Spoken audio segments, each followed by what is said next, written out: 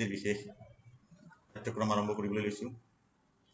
এই পাঠ্যক্ৰমত আপোনালোকে আজি পাব অসমত 28 ফেব্ৰুৱাৰী তাৰিখে অনুষ্ঠিত হ'ব লগা স্পেচিয়েল টেটৰ অসমীয়া পাঠ্যক্ৰম। অসমীয়া পাঠ্যক্ৰমৰ প্ৰথম চেপ্টাৰটো লৈছোঁ অসমীয়া ভাষাৰ জন্ম আৰু ক্ৰমবিকাশ। অসমীয়া ভাষাৰ জন্ম আৰু ক্ৰমবিকাশৰ ওপৰত আমি আলোচনা কৰিম। আলোচনা কৰিবলৈ যাওঁতে ৰফিছ অনলাইন টেট কোচিং নামৰ যিটো মোৰ ব্লগ আছে, যি ব্লগৰ জৰিয়তে আপোনালোকে টেটৰ সমগ্ৰ চিলেবাছৰ সমাধান পাব। মই লিংকটো আপোনালোকক দি দিম, আপোনালোকে চাব পাৰিব। তাৰ পৰা আমি আলোচনা আৰম্ভ কৰিম। যি নহওক, এতিয়া আমি আলোচনাৰ মাজলৈ যাওঁ। ৰফিছ অনলাইন কোচিঙত ইয়াত আমি বিভিন্ন বিষয়বিলাক ইয়াত পাম। তাৰে পৰা আমি অসমীয়াটো লৈছোঁ। অসমীয়া ভাষাৰ জন্ম, ক্ৰমবিকাশ আৰু উপভাষা, এই পাঠটো আমি ল'ম। এই পাঠটো আমি ইয়াৰ পৰা আমি আলোচনা কৰিম। আলোচনা কৰিবলৈ যাওঁতে কিছু কিতাপৰ আমি সহায় লওঁ। এই সহায়ৰ জৰিয়তে আপোনালোকে পাব। ইয়াত আমি কোৱা হৈছে অসমীয়া ভাষাৰ উৎপত্তি সম্পৰ্কে বিভিন্ন সময়ত বহু পণ্ডিতে মতামত আগবঢ়াই আহিছে। তেওঁলোকৰ মতামত লৈ লক্ষ্য কৰিলে দেখা যায় যে অধিকাংশ পণ্ডিতেই অসমীয়া ভাষাৰ মাগধী অপভ্ৰংশ বুলি মানি লৈছে। বেছিভাগ পণ্ডিতে কৈছে অসমীয়া ভাষাটো হ'ল মাগধী অপভ্ৰংশ। অসমীয়া ভাষাৰ বিকাশৰ ইতিহাসক বিভিন্ন পণ্ডিতে বিভিন্ন ভাগত বিভক্ত কৰিছে। ডক্টৰ বাণীকান্ত কাকতিয়ে এই বিকাশৰ ইতিহাসক 3টা ভাগত ভাগ কৰিছে। ডক্টৰ ৰমেশ পাঠকে ডক্টৰ বাণীকান্ত কাকতিৰ ভাগ 3টা পুনৰ বিশ্লেষণ কৰি আকৌ 4টা ভাগত ভাগ কৰি দেখুৱাইছে। তথা উদ্ভৱ কালৰ অসমীয়া তেখেতে ভাগকেইটা হ'ল উদ্ভৱ কালৰ অসমীয়া ভাষা, প্ৰাচীন অসমীয়া ভাষা, মধ্য অসমীয়া ভাষা, আধুনিক অসমীয়া ভাষা। উদ্ভৱ কালৰ অসমীয়া ভাষা নিদৰ্শন আমি তামৰপলীৰ ভাষা, চৰ্যাপদৰ ভাষা, কৃষ্ণ কীৰ্তনৰ ভাষা এইবিলাকত পাওঁ। উদ্ভৱ কালৰ অসমীয়া ভাষাৰ নিদৰ্শন তামৰপলীৰ ভাষা, চৰ্যাপদৰ ভাষা আৰু শ্ৰীকৃষ্ণৰ কীৰ্তনৰ ভাষা। এইখিনি হ'ল অসমীয়া ভাষাৰ উদ্ভৱ কালৰ নিদৰ্শন। এই নিদৰ্শনসমূহত প্ৰয়োগ হোৱা ভাষাৰ সৈতে অসমীয়া ভাষাৰ সম্পৰ্ক অতি নিবিড়ভাৱে গঠিত হৈছে। প্ৰাচীন অসমীয়া ভাষাৰ ভাষাতাত্ত্বিক বৈশিষ্ট্যসমূহ ঘাইকৈ প্ৰাক শংকৰী সাহিত্য ভাষা, শংকৰী যুগৰ সাহিত্য ভাষা, ভট্টদেৱৰ গদ্য ভাষাৰ মাজেৰে সংৰক্ষিত হৈছে। শংকৰদেৱ আৰু মাধৱদেৱৰ অংকীয়া নাট, বৰগীতসমূহ ব্যৱহৃত ভাষাটোক ব্ৰজাৱলী ভাষা বোলা হয়। ভট্টদেৱৰ গদ্যত অসমীয়া ভাষাৰ অন্য এক ৰূপ প্ৰকাশিত হৈছে। মধ্যযুগৰ অসমীয়া ভাষাৰ নিদৰ্শন প্ৰধানতঃ চৰিত পুথিৰ ভাষা আৰু গ্ৰন্থী সাহিত্যৰ ভাষাৰ মাজেৰে, মনত ৰাখিবলগীয়া কথা। মধ্যযুগৰ যিটো ভাষা সেইটো হ'ল চৰিত পুথিৰ ভাষা আৰু গ্ৰন্থী সাহিত্যৰ ভাষাৰ মাজেৰে প্ৰতিফলিত হোৱা দেখা যায়। তাৰ বিপৰীতে আধুনিক যুগৰ অসমীয়া ভাষা অৰুণোদয় স্তৰৰ ভাষা, জোনাকী স্তৰৰ ভাষা, যুদ্ধোত্তৰ যুগৰ ভাষা এই 3টা ভাগত ভাগ কৰা হয়। আধুনিক যুগৰ অসমীয়া ভাষাক 3টা স্তৰত বিভক্ত কৰিব পাৰি, 3টা ভাগত বিভক্ত কৰিব পাৰি। তাৰে প্ৰথমটো হ'ল অৰুণোদয় স্তৰৰ ভাষা, জোনাকী স্তৰৰ ভাষা, যুদ্ধোত্তৰ যুগৰ ভাষা, এই 3টা ভাগ। এতিয়া আমি যাম অসমীয়া ভাষাৰ উদ্ভৱ আৰু ক্ৰমবিকাশৰ মূল কথা। ভাৰতবৰ্ষৰ পূৰ্ব প্ৰান্তত অৱস্থিত অসম প্ৰদেশৰ মুখ্য কথিত ভাষা হ'ল অসমীয়া। আমাৰ ভাৰতীয় সংবিধানৰ 8ম অনুচ্ছেদত স্বীকৃত অসমীয়া ভাষাটো সমগ্ৰ পূৰ্বাঞ্চলৰ জনগোষ্ঠীসমূহৰ মাজত সংযোগী ভাষা হিচাপে পৰিচালিত হৈ আহিছে। এইটো মনত ৰাখিবলগীয়া কথা। ভাৰতবৰ্ষৰ সংবিধানে 8ম অনুচ্ছেদত যি ভাষাকেইটাক স্বীকৃতি দিছে তাৰে ভিতৰত অসমীয়াও এটা। এই অসমীয়া ভাষাটো সমগ্ৰ উত্তৰ পূৰ্বাঞ্চলৰ জনগোষ্ঠী যিবিলাক আছে এইসমূহৰ মাজৰ প্ৰধান সংযোগী ভাষা হিচাপে প্ৰচলিত হৈ আহিছে। এইটো মনত ৰাখিবলগীয়া কথা। অসমীয়া ভাষাৰ প্ৰাচীন তথ্যৰ অভ্যাস চীনা পৰিব্ৰাজক হিউৱেন চাঙে আগবঢ়োৱা মন্তব্যৰ জৰিয়তে পোৱা যায়। এই পৰিব্ৰাজকজনে কৈছে people of Kamruk speech differed a little from that of Middle India. এইজনে পৰিব্ৰাজক খ্ৰীষ্টীয় 7ম শতিকাত ভাৰতলৈ আহি সেই সময়ৰ কামৰূপত কিছুদিন থাকি হিউৱেন চাঙৰ এই মন্তব্যই বৰ্তমানলৈকে প্ৰাপ্ত অসমীয়া ভাষা প্ৰথম মন্তব্য। এটা গুৰুত্বপূৰ্ণ প্ৰশ্ন হয় যে অসমীয়া ভাষা সম্পৰ্কে মন্তব্য আগবঢ়োৱা চীনা পৰিব্ৰাজকজনৰ নাম কি?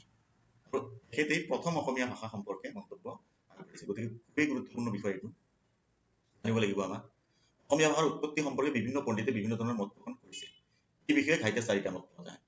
প্ৰথম চাম পণ্ডিতে কয় অসমীয়া ভাষা মাগধী প্ৰাকৃতৰ পৰা উদ্ভৱ হোৱা ভাষা। এই কথাটো মনত ৰাখিব লাগিব, এই প্ৰশ্নটো প্ৰায় আহে। অসমীয়া ভাষা কোন প্ৰাকৃতৰ পৰা উদ্ভৱ হৈছে? অসমীয়া ভাষা মাগধী প্ৰাকৃতৰ পৰা উদ্ভৱ হৈছে। ঠিক আছে। ডিয়াৰছন ডক্টৰ সুনীতি কুমাৰ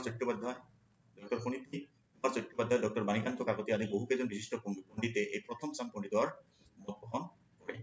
দ্বিতীয় চাম পণ্ডিতৰ মতে অসমীয়া ভাষা মাগধী প্ৰকৃতৰ পৰা জন্ম হোৱা নাই। কন্ট্ৰভাৰ্চিয়েল মেটাৰ আহি গৈছে। দ্বিতীয় চাম পণ্ডিতৰ মতে অসমীয়া ভাষা মাগধী প্ৰাকৃতৰ পৰা জন্ম হোৱা নাই, কামৰূপী প্ৰাকৃতৰ পৰাহে জন্ম হৈছে। এই মত পোষণ কৰে কোনে? বেণী মাধৱ বৰুৱা, ডিম্বেশ্বৰ নায়ক আদি।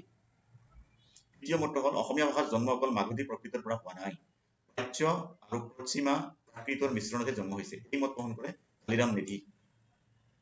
চতুৰ্থ মতটো হৈছে অসমীয়া ভাষাৰ জন্ম পৈশাচী প্ৰাকৃতৰ পৰা হৈছে। এই মত কনকলাল বৰুৱা। কনকলাল বৰুৱাৰ মতে মাগধী প্ৰাকৃতৰ পৰা অসমীয়া ভাষাৰ জন্ম হোৱা নাই, বৰঞ্চ পৈশাচী প্ৰাকৃতৰ পৰা জন্ম হৈছে। পঞ্চম মতটো হৈছে অধুনালুপ্ত কোনো এক অনা আৰ্য ভাষাৰ ওপৰত সংস্কৃত ভাষাৰ গাঁথনি জাপি দিয়াৰ ফলত ইয়াৰ জন্ম হৈছে। এই কথাটো নাথান ব্ৰাউনে কোৱাৰ সম্ভাৱনা আছে বুলি ইতিহাসবিদবিলাকে কয়। ষষ্ঠ মতৰ পৃষ্ঠপোষক আছিল দেৱানন্দ ভৰালী। তেওঁৰ মতে অসমীয়া ভাষাটো বিভিন্ন প্ৰাকৃতৰ সংমিশ্ৰণত উদ্ভৱ হৈছে। তেওঁ অসমীয়া ভাষাৰ উৎপত্তিৰ আলোচনা সন্দৰ্ভত সৌমাৰ প্ৰাকৃত আৰু কামৰূপী প্ৰাকৃতৰ অস্তিত্বৰ কথা উল্লেখ কৰিছে। এই কথাটো দেৱানন্দ ভৰালীৰ মতে অসমীয়া ভাষা সৌমা প্ৰাকৃত আৰু কামৰূপী প্ৰাকৃতৰ পৰা উদ্ভৱ হোৱা বুলি কোৱা হৈছে। ইয়াত আমি এই উল্লেখিত মন্তব্যসমূহ বিশ্লেষণ কৰিলে আমি পাম যে অধিকাংশ পণ্ডিতে মাগধী প্ৰাকৃতকে অসমীয়া ভাষাৰ মূল বুলি মানি লৈছে। সেইবাবে অসমীয়া ভাষাৰ উৎপত্তিৰ মূলতে মাগধী প্ৰাকৃতক স্বীকৃতি দিয়া হৈছে। গতিকে প্ৰশ্ন যদি আহে যে অসমীয়া ভাষা কোন প্ৰাকৃতৰ পৰা উদ্ভৱ হৈছে, তেতিয়া ক'ব লাগিব আমাৰ মাগধী প্ৰাকৃতৰ পৰা। আনহাতে যিসকলে অসমীয়া ভাষাৰ মূল কামৰূপী প্ৰাকৃত বুলি কৈছে তেওঁলোকে কিন্তু কামৰূপী প্ৰাকৃতৰ অস্তিত্বৰ বিশেষত্ব সম্পৰ্কে তথ্য বিশেষ যুক্তি আগবঢ়াব পৰা নাই। সেইকাৰণে এই কামৰূপী প্ৰাকৃতৰ যিটো যুক্তি এইটো এৰাই চলা হৈছে। তদুপৰি অসমীয়া ভাষাত শব্দবোৰৰ গঠন আৰু বিকাশ মাগধী প্ৰাকৃতৰ জৰিয়তে সুন্দৰকৈ ব্যাখ্যা কৰি দেখুৱাব পাৰি। এনেবোৰ কাৰণতে পণ্ডিতসকলে অসমীয়া ভাষাৰ জন্ম মাগধী প্ৰাকৃতৰ পৰা হোৱা বুলি প্ৰকাশ কৰিছে। এইখিনিতে মনত ৰাখিব লাগিব যে অসমীয়া ভাষাটো মূলতঃ মাগধীয় ভাষা বুলি কোৱা হৈছে যদিও ক্ৰম বিকাশৰ বিভিন্ন স্তৰত অসমীয়া ভাষাই বিভিন্ন থলুৱা উপাদানো গ্ৰহণ কৰিছে। যদিও অসমীয়া ভাষাটো মূল উৎপত্তি হোৱাৰ যিটো উৎস সেইটো হ'ল মাগধী প্ৰাকৃত, কিন্তু এই ভাষাটো ক্ৰম বিকাশ ঘটি বিভিন্ন স্তৰত কিছুমান থলুৱা উপাদানো গ্ৰহণ কৰিছে। পণ্ডিতসকলে মন্তব্য কৰিছে যে মাগধ কেন্দ্ৰিক প্ৰাচ্য উপভাষাই বিশাল জনজাতীয় লোকৰ মাজত বিকাশ লাভ কৰিছিল। এনে ভাষাই বিভিন্ন ধ্বনিতাত্ত্বিক ৰূপতাত্ত্বিক পৰিৱৰ্তনেৰে খ্ৰীষ্টাব্দ 7ম শতিকাৰ মানৰ পৰাই সুকীয়া ৰূপ পৰিগ্ৰহণ কৰে। সম্ভৱতঃ 10ম একাদশ শতিকা মানৰ পৰা মাগধী প্ৰাকৃতৰ পূৰ্ব মাগধী অপভ্ৰংশৰ পৰা নানা স্থানত নানা স্থানগত বৈশিষ্ট্যৰে অসমীয়া ভাষাই স্বতন্ত্ৰ ৰূপত আত্মপ্ৰকাশ কৰিলে। ইয়াৰ সম্ভাব্য প্ৰশ্ন এটা আছে, ধ্বনিতাত্ত্বিক ৰূপতাত্ত্বিক পৰিৱৰ্তন কৰিছিল 7ম শতিকাৰ পৰা আৰু এইটো সমাপ্তি ঘটিছিল 10ম একাদশ শতিকা মানত। তেতিয়াকৈ অসমীয়া ভাষাই স্বতন্ত্ৰ ৰূপ পাইছিল। অসমীয়া ভাষা স্বতন্ত্ৰ ৰূপ কেতিয়া পাইছিল? 10ম একাদশ শতিকাত। অসমীয়া ভাষাই প্ৰাচীন কালৰে পৰা বিভিন্ন স্তৰত বিভিন্ন ৰূপত পৰিৱৰ্তিত আহি বৰ্তমান অৱস্থাত উপস্থিত হৈছে। গতিকে অসমীয়া ভাষাত ইতিহাসক ডক্টৰ বাণীকান্ত কাকতিয়ে 3টা ভাগত ভাগ কৰিছে। এই বাণীকান্ত কাকতিদেৱৰ এই ভাগ 3টাই আমাৰ অতি দৰকাৰী। তেখেতৰ মতে ভাগ 3টা হ'ল প্ৰাচীন অসমীয়া, যিটো 4ৰ্থ শতিকাৰ পৰা 16শ শতিকাৰ শেষ ভাগলৈকে আছিলগৈ। মধ্য অসমীয়া 7শ শতিকাৰ পৰা 19বিংশ শতিকাৰ আদি ভাগলৈকে। আধুনিক অসমীয়া 19বিংশ শতিকাৰ পৰা আৰম্ভ কৰি বৰ্তমানলৈকে। ডক্টৰ বাণীকান্ত কাকতিয়ে অসমীয়া ভাষাৰ ইতিহাসক 3টা ভাগত ভাগ কৰা। ইয়াৰ পৰা আমি পাম, আমাৰ আলোচনাৰ সুবিধাৰ্থে আমি জানিম যে ডক্টৰ ৰমেশ পাঠকে অসমীয়া ভাষাৰ বিকাশক কিদৰে 4টা যুগত ভাগ কৰিছে। সেই 4টা যুগ হ'ল উদ্ভৱ কালৰ অসমীয়া ভাষা বা প্ৰথম অসমীয়া ভাষা, যিটো খ্ৰীষ্টীয় 6শ-7ম শতিকাৰ পৰা 4ৰ্থ শতিকালৈকে বিভাজন কৰা হৈছে। পুৰণি অসমীয়া বা প্ৰাচীন অসমীয়া ভাষা খ্ৰীষ্টীয় 14শ শতিকাৰ পৰা 16শ শতিকালৈকে। মধ্যযুগৰ অসমীয়া ভাষা 16শ শতিকাৰ পৰা 19শ শতিকালৈকে। আধুনিক অসমীয়া ভাষা 19 শতিকাৰ পৰা বৰ্তমানলৈকে। হিউৱেন চাং কলব্ৰেক্টৰ কেতিয়া কামৰূপলৈ আহিছিল? এইটো প্ৰশ্ন। হিউৱেন চাং চীন দেশৰ এজন পৰিব্ৰাজক আছিল। তেখেত কামৰূপলৈ আহিছিল কেতিয়া? এইটোৰ উত্তৰ পাবলৈ আমি পিছুৱাই যাব লাগিব। তেখেত আহিছিল 7শ শতিকাত। সপ্তদশ শতিকাত ভাৰতবৰ্ষলৈ আহিছিল। হিউৱেন চাং 7শ শতিকাত ভাৰতবৰ্ষলৈ আহিছিল। তেখেত আছিল চীন দেশৰ এজন পৰিব্ৰাজক। শুদ্ধ বাছনিকৃত কৰিব গৈছে অসমীয়া ভাষা কামৰূপী প্ৰকৃতৰ পৰা উদ্ভৱ হৈছে বুলি কোনে কৈছে? বাণীকান্ত কাকতি, বেণী মাধৱ বৰুৱা। অসমীয়া ভাষা কামৰূপী প্ৰাকৃতৰ পৰা উদ্ভৱ হোৱাৰ কথাটো কোনে কৈছে? আমি পালো অসমীয়া ভাষা কামৰূপী প্ৰাকৃতৰ পৰা উদ্ভৱ হোৱাৰ কথাটো কৈছিলে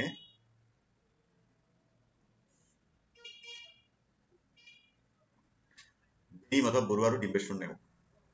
তেনেহ'লে বেণী মাধৱ বৰুৱা হ'ব আচল উত্তৰ। ইয়াৰ উত্তৰটো হ'ব অসমীয়া ভাষা কামৰূপী প্ৰাকৃতৰ পৰা উদ্ভৱ হোৱাৰ কথাটো কোনে কৈছে? আমাৰ বেণী মাধৱ বৰুৱাই। বেণীমাধৱ বৰুৱাই কৈছে। বেণীমাধৱ বৰুৱাই কৈছে অসমীয়া ভাষা কামৰূপী প্ৰাকৃতৰ পৰা উদ্ভৱ হৈছে। অসমীয়া ভাষা কামৰূপী প্ৰাকৃতৰ পৰা হৈছে বুলি কৈছে। তাহলে বাণীকান্ত কাকত কিন্তু আমাৰ ভুল উত্তৰ হ'ব। যি কি নহওক উদ্ভৱ কালৰ অসমীয়া ভাষা, উদ্ভৱ কালৰ অসমীয়া ভাষাৰ নিদৰ্শন পদাৰ্থ ক'ত পোৱা যায়? উদ্ভৱ কালৰ অসমীয়া ভাষাৰ নিদৰ্শন ক'ত পোৱা যায়? এইটো বিৰাট ইম্পৰ্টেণ্ট কোৱেশ্চন। তামৰ ফলিসমূহত চৰ্যাপদসমূহৰ ভাষাত শ্ৰীকৃষ্ণৰ কীৰ্তনৰ ভাষাত পোৱা যায়।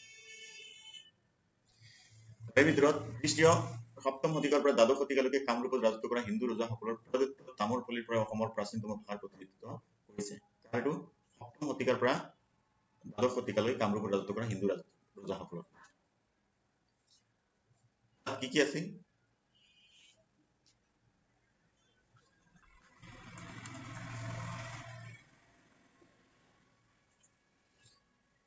এতিয়া আমি পাম তামৰ ফলিত কি কি আছিল? তামৰ ফলিত আছিল তামৰ ফলিৰ ভাষাত অসমৰ কিছুমান ঠাইৰ নাম, মানুহৰ নাম, গছ-গছনিৰ নাম আৰু অন্যান্য অসমীয়া শব্দৰ লগতে ধ্বনি, পৰধ্বনি, অৰস্য দীৰ্ঘৰ পাৰ্থক্য, নেতাৰ স্বৰ সমীভৱন, ব্যঞ্জন সমীভৱনৰ প্ৰয়োগ উল্লেখযোগ্য আছিল। ঠিক আছে। চৰ্যাপদৰ ভাষাত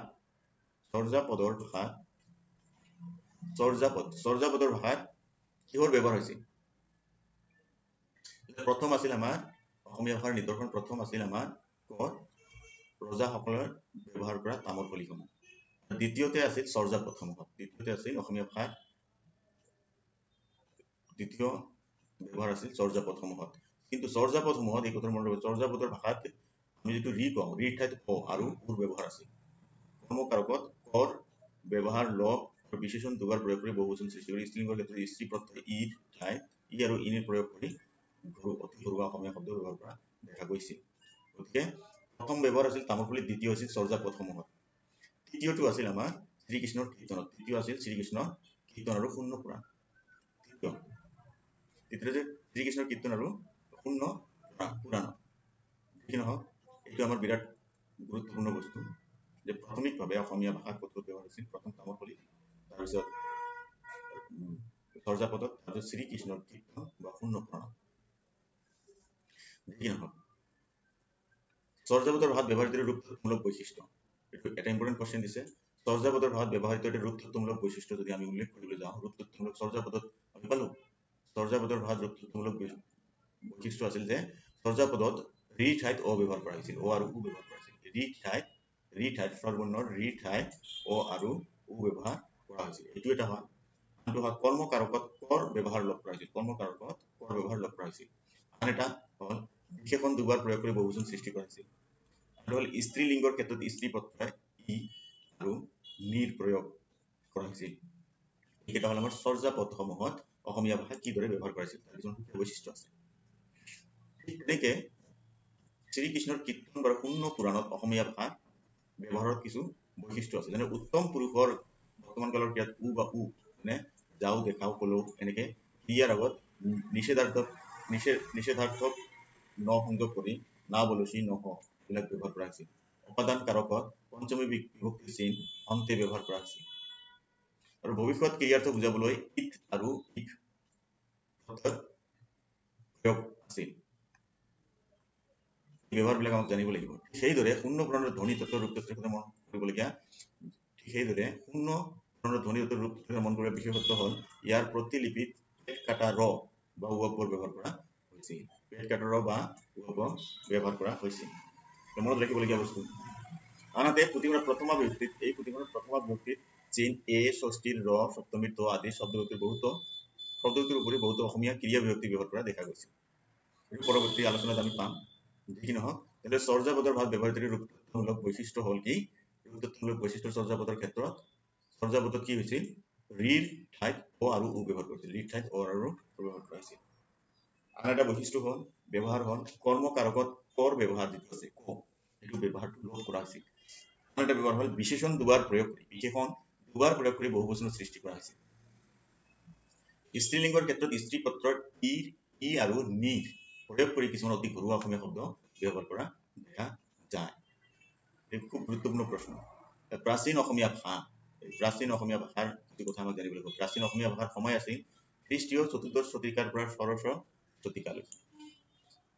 ষোড়শ শতিকালৈকে প্ৰাচীন অসমীয়া ভাষাৰ সময়কাল আছিল এই সময়খিনিক অসমীয়া সাহিত্যৰ ইতিহাসক প্ৰাক শংকৰী আৰু শংকৰী দুটা ভাগত ভাগ কৰা হয় এই সময়খিনিকে অসমীয়া সাহিত্যত প্ৰাক শংকৰী আৰু শংকৰী এই দুটা ভাগত ভাগ কৰা হয় প্ৰাক শংকৰী যুগৰ ভাষাৰ এটা বৈশিষ্ট্য আছে এইটো মন কৰিব লাগিব প্ৰাক শংকৰী যুগৰ ভাষাত যুক্তাক্ষৰৰ সৰলীকৰণ আৰু হ্ৰস্ব দীৰ্ঘ স্বৰৰ পাৰ্থক্যহীনতা দেখিবলৈ পোৱা যায় এইটো বিৰাট গুৰুত্বপূৰ্ণ প্ৰশ্ন ক'ব পাৰে যে প্ৰাক শংকৰী যুগৰ ভাষাৰ বৈশিষ্ট্য লিখা এতিয়া আমাক লিখিব লাগিব প্ৰাক শংকৰী যুগৰ ভাষাত যুক্তাক্ষৰৰ সৰলীকৰণ কৰা হৈছিল আৰু হ্ৰস্ব দীৰ্ঘ স্বৰৰ পাৰ্থক্য নাইকিয়া কৰা হৈছিল তাৰ উপৰিও স্বৰ শক্তিৰ সহায়ত কঠিন শব্দ ভাঙি সৰল ৰূপত প্ৰকাশ কৰা হৈছিল ঠিক সেইদৰে দন্তমূলীয় বৰ্ণ বা আখৰৰ প্ৰয়োগ সৰ্বাধিক হৈছিল যেনে প্ৰায় ক্ষেত্ৰতে নৰ ঠাইত ন ব্যৱহাৰ কৰিছিল দন্ত্যান্নৰ ঠাইত দন্ত্যান্ন ব্যৱহাৰ কৰা হৈছিল প্ৰাক শংকৰী যুগৰ এজন কবি নাম আমি জানো মাধৱ কন্দলী ৰামায়ণত গণশৱসকল আৰু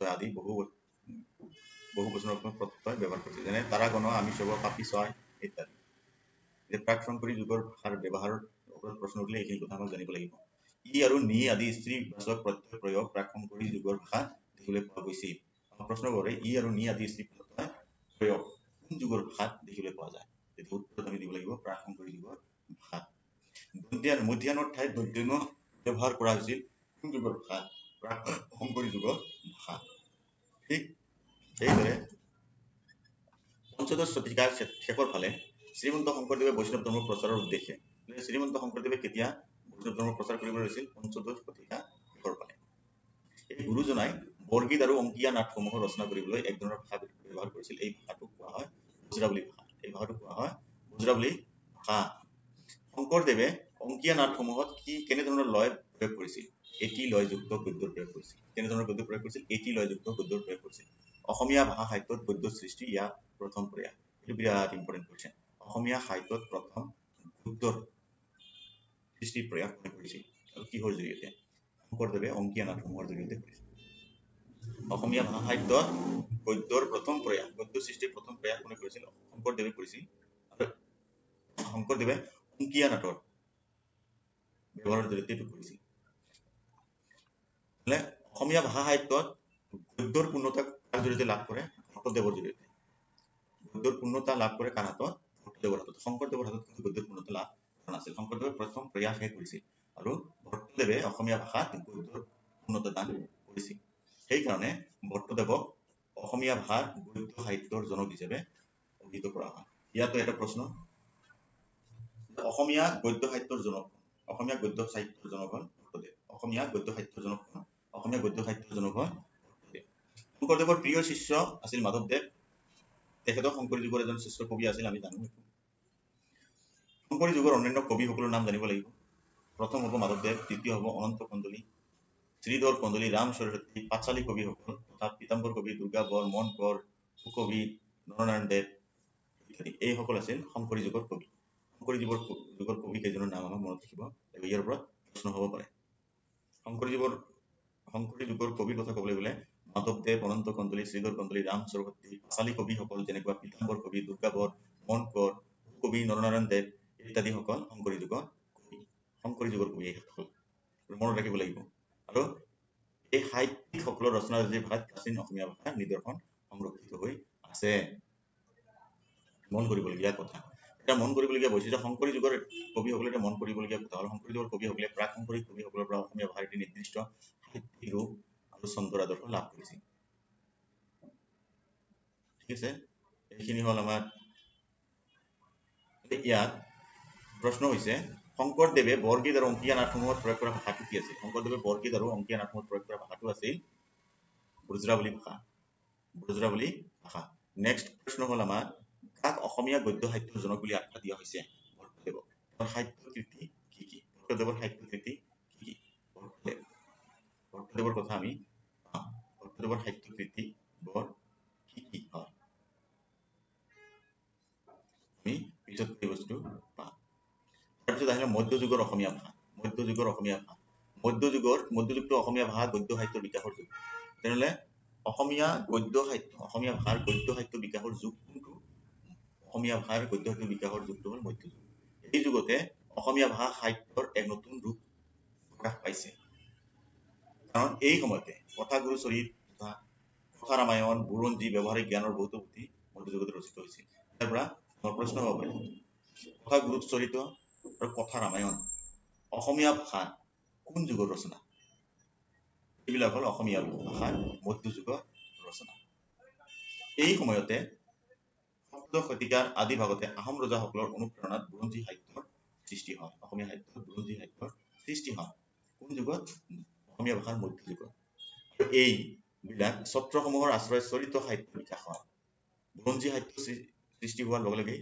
ছত্ৰসমূহৰ আশ্ৰয় চৰিত সাহিত্যৰ বিকাশ হয় প্ৰধানতঃ বুৰঞ্জী সাহিত্য আৰু চৰিত সাহিত্য যুগটোৱে অসমীয়া ভাষা বুৰঞ্জীৰ মধ্যযুগ মানে অসমীয়া ভাষা বুৰঞ্জীৰ মধ্যযুগ বুলি কোনটোক বুলি কোৱা হ'ব বুৰঞ্জী আৰু চৰিত সাহিত্য যুগ মানে মধ্যযুগটো বুৰঞ্জী আৰু চৰিত সাহিত্য যুগ বুলি কোৱা হয় আৰু এই যুগটো সপ্তদশ শতিকাৰ পৰা 19 শতিকালৈকে বিদ্যমান আছিল এই যুগটো সপ্তদশ শতিকাৰ পৰা 19 শতিকালৈকে বিদ্যমান আছিল গুৰুত্বপূৰ্ণ প্ৰশ্ন আমি আহিম অসমীয়া ভাষা সেই সময়ৰ অসমীয়া ভাষাৰ কিছুমান বৈশিষ্ট্য মধ্যযুগৰ অসমীয়া ভাষাৰ কিছুমান বৈশিষ্ট্য চৰিত সাহিত্যত ব্যৱহৃত ভকতীয়া ঠাচৰ আছে চৰিত সাহিত্যত যিবিলাক অসমীয়া গদ্য ব্যৱহাৰ কৰা হৈছিল এইবিলাক ভকতীয়া ঠাচৰ আছিল সত্ৰীয়া মাৰ্জিত কথন ভংগীত ৰচিত এই সাহিত্যৰাজি জতুৱা ঠাঁচ আৰু খণ্ড বাক্যৰ প্ৰয়োগৰ ফলত গদ্যই নিভাঁজ অসমীয়া ভাষাৰ ৰূপ গ্ৰহণ কৰিছে মধ্যযুগত তেনেহ'লে কিহৰ ব্যৱহাৰ হৈছিল জতুৱা ঠাঁচ আৰু খণ্ড বাক্য প্ৰয়োগ কৰিছিল বিৰাট ইম্পৰ্টেণ্ট কোৱেশ্চন কিহৰ প্ৰয়োগৰ ফলত মধ্যযুগত অসমীয়া ভাষাৰ নিভাঁজ ৰূপ পৰিগ্ৰহণ কৰাত সফল হৈছিল উত্তৰত আহিব জতুৱা ঠাঁচ আৰু খণ্ড বাক্যৰ প্ৰয়োগ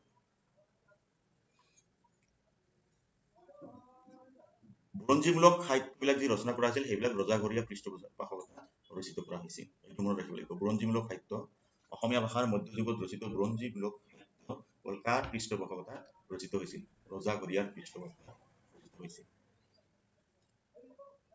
তাৰপিছত কথা ৰামায়ণ আৰু অন্যান্য গদ্যৰ জৰিয়তে অসমীয়া গদ্য সাহিত্য বিকাশ লাভ কৰিছিল অসমীয়া গদ্য সাহিত্য বিকাশ লাভৰ মূল স্ৰোত কি আছিল কথা ৰামায়ণ আৰু ইয়াৰ লগতে অন্যান্য যি আছিল ঠিক আছে এইখিনি হ'ল আমাৰ মধ্যযুগৰ অসমীয়া এতিয়া আহিম আমি আধুনিক অসমীয়া ভাষা ঠিক আছে আহোমসকলে 600 বছৰ অসম ৰাজত্ব কৰিছিল এইটো আমি জানো আহোমসকলৰ ৰাজত্বকাল শেষ হোৱাৰ লগে লগে অসমীয়া ভাষা সংস্কৃতিৰ ক্ষেত্ৰখনলৈ বিপৰ্যয় নামি আহে আহোম ৰাজত্ব অন্তত মানে 1826 খ্ৰীষ্টাব্দত চনটো মনত ৰাখিব লাগিব 1826 খ্ৰীষ্টাব্দত ইয়াণ্ডাবু সন্ধি হৈছিল ইংৰাজসকলৰ মাজত ইংৰাজ আৰু মানসকলৰ মাজত ইয়াণ্ডাবু সন্ধি হৈছিল এই চনটো লাগে ইয়াণ্ডাবু সন্ধি কেতিয়া হৈছিল কাৰ মাজত হৈছিল মানসকল আৰু ইংৰাজসকলৰ মাজত ইয়াণ্ডাবু সন্ধি আমি অসমীয়া হিচাপে চবে জানো আৰু সেই সময়তে পৰৱৰ্তী পৰ্যায়ত 1836 চনত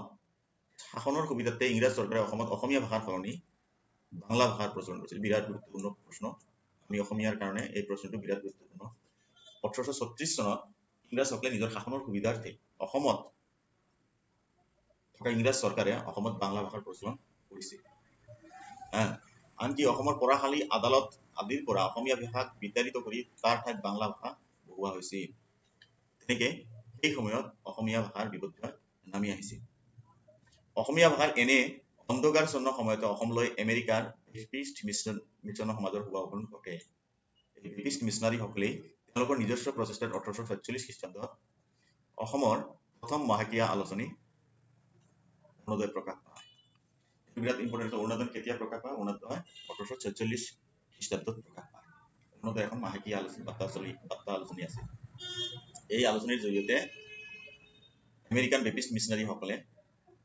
অসমৰ অসমীয়া ভাষাক পুনৰুজ্জীৱিত কৰাত সহায় কৰিছিল এই অৰুণোদয় সংবাদ পত্ৰৰ মাজেদি অসমীয়া ভাষাৰ সাহিত্যৰ ভেটি সুদৃঢ় হোৱাৰ উপৰিও অসমীয়া সাহিত্যত আধুনিকতাৰ বীজ ৰোপণ হয় আৰু এক নতুন যুগৰ সূচনা হয় এই হ'ল নতুন অসমীয়া ভাষাৰ যুগ তেখেতসকলৰ লগত আনন্দৰাম ঢেকিয়াল ফুকনকে আদি কৰি সচেতন যিবিলাক ব্যক্তি আছিল সেইসকলে মিছনাৰীসকলৰ লগত লগ লাগি একক প্ৰচেষ্টাত 1833 চনত অসমৰ স্কুল আদালতত অসমীয়া ভাষাৰ পুনৰ প্ৰচলন আৰম্ভ কৰা অসমীয়া ভাষা